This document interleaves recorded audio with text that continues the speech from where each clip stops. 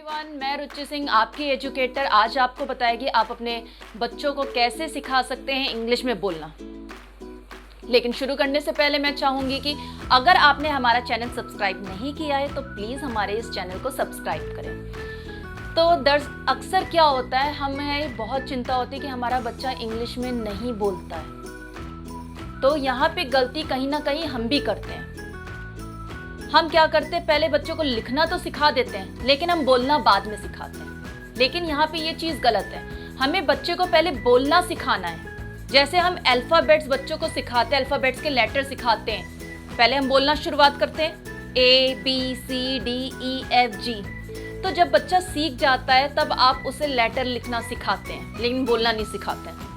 तो यहाँ पे हमें बच्चों को बोलना सिखाना है। जब तक उनके अंदर स्पीकिंग स्किल नहीं आएगी तो वो लिख भी नहीं पाएंगे और बोल भी नहीं पाएंगे। जब वो बोलना जान जाएंगे तो लिखना अपने आप जान जाएंगे कि उन्हें क्या लिखना है। तो आइए मैं आपको बताती हूँ हमें अपने बच्चों को कैसे शुरुआत करनी है।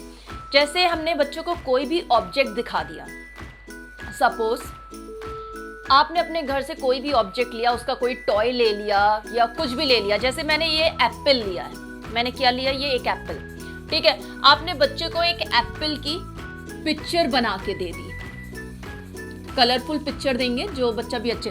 अब आप बच्चे से कहेंगे बेटा आप इस एप्पल को देख के बताओ आपको क्या समझ में आ रहा है। जैसा भी वो बोले, टूटा फूटा एक वर्ड, कुछ तो वर्ड वो यूज करेगा इंग्लिश में। तो आप बच्चे से पूछेंगे just look at this and tell me about this apple. तो वो अबाउट दिस, आप ये भी नहीं बताइएगा ये एप्पल है। आप बच्चे को सोचने दीजिए, आप उसे हेल्प भी ना करिएगा। टेल मी अबाउट दिस, तो बच्चा बोलेगा मम्मा एप्पल। एप्पल, तो पहला उसने एक वर्ड बोला एप्पल, ठीक है। तो you can help, you can give the hint. Okay, what is the colour of Apple? Red. उसने एक एक वर्ड बोला। अब नर्सरी का बच्चा एक एक वर्ड बोलेगा, धीरे धीरे जैसे लेवल बढ़ता जाएगा। This is an Apple, this is an Apple. तो उसने पूरा धीरे धीरे सेंटेंस दिस दैट दीज दोस्त बच्चों को क्लियर हो जाता है। दिस मतलब ये, दैट मीन्स वो। तो बच्चों को ये कॉन्सेप्ट्स क्लियर करने होते हैं। धीरे धीरे हम जो केजी में बच्चों को पढ़ाना शुरू कर देते हैं। दिस हम ये के लिए यूज करते हैं, दैट। और आप भी अपनी चीजों के लिए बार बार यूज करिए। आप बच्चे से कुछ भी कहते हैं ना, bring this book, bring that book, तो बच्चा बार बार ऑब्जर्व कर रहा है। दिस आप कहाँ के लिए बोल रहे हैं, किस चीज के लिए बोल रहे हैं, दैट आप किस चीज के लिए बोल रहे हैं, दीज किस चीज के लिए बोल रहे हैं, दोस्त किस चीज के लिए बोल रहे हैं।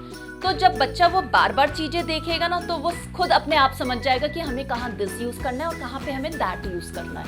तो वो बोलेगा दिस इज एन एप्पल, तो उसने बोलना सीख लिया, ठीक है। Now you will ask can you tell me more about this apple? तो red in colour, this is या it is red in colour, it is red in colour. वो किस कलर का है? रेड कलर का है। तो बच्चे ने दूसरा ऑब्जर्व किया। आपने बच्चे से कहा can you tell me the shape of an apple? आपने शेप, उसने देखा। किसी ने ऐसी बच्चों को इतना शेप का स्टार्टिंग में बता देते तो भी कंफ्यूज होते हैं, सर्कल, राउंड। तो it is round in shape, it is round in shape. तो उसने बता दिया राउंड शेप। आपने थोड़ा सा इंप्रूव किया, धीरे धीरे इंप्रूव करते बच्चे ने वो भी करना इंप्रूव कर लिया। It is very tasty, it is very tasty. Apple कैसा है? आपने पूछा कैसा लगता है आपको एप्पल, तो बच्चे ने कहा tasty. So you can improve step by step, ठीक है। आप उसे इम्प्रूव करते स्टेप बाय। आप ये ना सोचिए बच्चा अगर बोलना शुरू करेगा तो एक ही बार में बिल्कुल अच्छे से बोलना शुरू कर। तो जैसे बच्चा धीरे धीरे ABCD सीखता है, पहले A सीखा, एक ही दिन में पूरा A to Z तक नहीं सीख जाता, धीरे धीरे आप उसे सिखाते हैं। इसी तरीके से आप उसके अंदर डेवलप जब स्पीकिंग स्किल करेंगे तो धीरे धीरे करेंगे तो बच्चा भी धीरे धीरे सीखेगा और ऐसे ही वो इम्प्रूव करता है, वो अच्छे से बिल्कुल बोलना भी शुरू कर देगा। It is very tasty.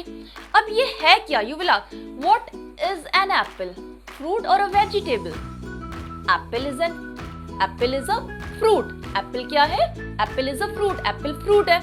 तो उसने ये भी बता दिया this is an apple, apple is a fruit, apple is red in colour, बार बार एप्पल भी यूज ना करें, it is red in colour. अभी बच्चों को इतना ग्रामर नहीं मालूम होता इट कहाँ यूज करना है। दिस तो बच्चे यूज कर लेते हैं लेकिन बाकी नहीं। अगर वो बार बार एप्पल भी यूज कर रहा है, आप उसे पहले यूज करने दीजिए, लेकिन एटलीस्ट वो बोल तो रहा है, उसे बोलने का पूरा, चाहे गलत बोले चाहे सही बोले, आप बच्चों को पूरा मौका दीजिए बोलने की। बेटा आप बताओ, आपको जो भी दिख रहा है, आप जो भी कह सकते हो इस एप्पल के बारे में आपको, तो बच्चा बताएगा एप्पल फ्रूट। पहले वन वर्ड बताते, जैसे छोटे एप्पल है, रेड कलर का है, गोल है, गोल बोल देते हैं बच्चे, तो आप उसे वहां पे बता दो बेटा गोल को वी से राउंड, ठीक है, राउंड इन शेप, ठीक है, राउंड इन शेप।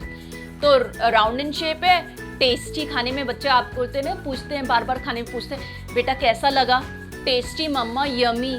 आप बच्चों को छोटे छोटे वर्ड, एक वर्ड से शुरुआत करें, लेकिन आप बच्चों के साथ रोज यूज करें। बताया दिस दैट का तो हमेशा ही आप यूज करें, तो बच्चे को भी पता चलेगा दिस और दैट में क्या डिफरेंस है, हम दिस कहाँ यूज कर रहे हैं और दैट कहाँ यूज कर रहे हैं। बच्चों को बताइए ये चीज पास में और एक है तो दिस है, ये चीज एक है और दूर है तो वहां पे हमने दैट यूज किया। अब यहाँ पे आप अगर 2 एप्पल रख दे, बच्चों को बता दीजिए, और पास में अब यहाँ पे 1 से ज्यादा एप्पल हो गए तो हमने यहाँ पे दीज यूज कर लिया। अब यहाँ पे 1 से ज्यादा एप्पल है और वो दूर है तो हमने दोज यूज कर लिया। तो बच्चों को धीरे धीरे कॉन्सेप्ट्स क्लियर करिए, तो बच्चा धीरे धीरे अपना खुद ही सेंटेंस क्रिएट करना शुरू कर दे।